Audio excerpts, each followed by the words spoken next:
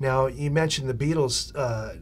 We're about the same age. Did you come up with the Beatles? Yes. I mean, I'm pretty much a Beatles fanatic, and the reason I'm a musician is because of the Beatles. When I was 5, I saw them on Ed Sullivan and thought, that looks like a good job. I was like, I think 7. And I had the same experience. Okay. And it's very hard for people today to understand what Beatlemania was. Right. I mean, it's larger than anything we can imagine today. It is, and it's hard for young people to realize the impact that they had, because to some folks it means, well, yeah, I've heard of the Beatles, it's just another band, but they really weren't. That band Paul McCartney had before Wings?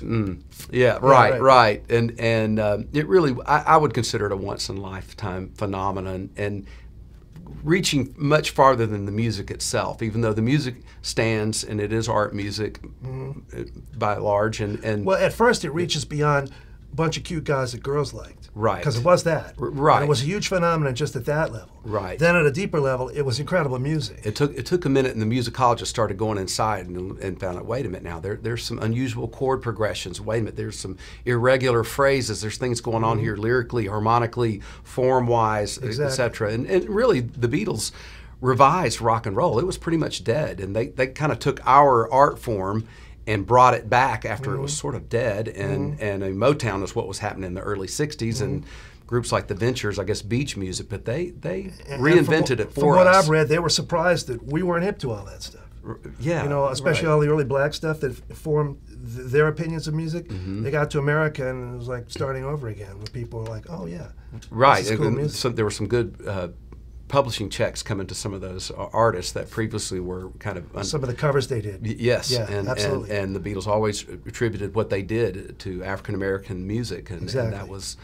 But so I look at it as there's the cute boys that the girls dig, right? Right. Then there's the great music. Then there's the good, like just at a social, cultural level. Oh, right. A phenomenon that you know, it's going to be hard to top that. It really is, because they ushered in. Well, first of all, they established the prototype for a rock ensemble. That wasn't established, a guitar band, guitar, bass, and drums. It's so cliche. We see it today. I mean, there's all kinds of bands, you could name them on and on and on, but it wasn't established.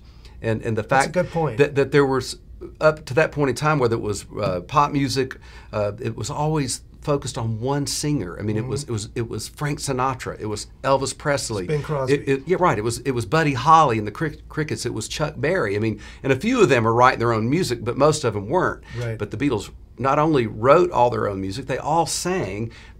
You could focus on any one of them instrumentally or vocally, and they all wrote eventually. So that in itself was unheard of, and it kind of confused the industry at first, but it opened up things for everybody. You know, you should teach a course in this. Well, you know, it's it's a dream come true. I never thought that I would, but it was kind of an obsession informally, but then I had to start formally researching to try to get it right. Well, you speak very passionately about it. That's a hallmark of a great teacher. I'm a believer in the Beatles, an advocate, and for Ringo Starr as a drummer too. I think he's a very important drummer, misunderstood by many jazz drummers, but a very important drummer, probably the most important architect of rock drumming, I would say. I would agree with that. And I was a jazz drummer coming up as a kid, and once you come up through Gene and Buddy and Louis Bellson, right, and then you see a guy playing time with the Beatles, it took a minute to right. kind of figure that out. Well, oh, this is profound. It's a problem to compare Ringo to Buddy Rich.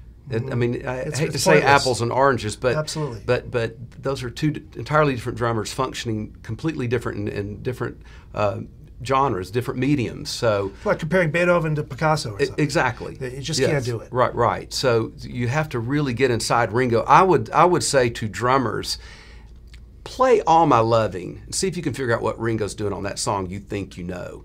That's usually the best test. If you think, you know, if you, that's one of those ones that's kind of slippy slidey between rock and swing, and there's the magic of Ringo, early Ringo, and you'd have to break him down into early years and later years because he does something fantastic in both eras. But it's the open hats, it's playing in the cracks.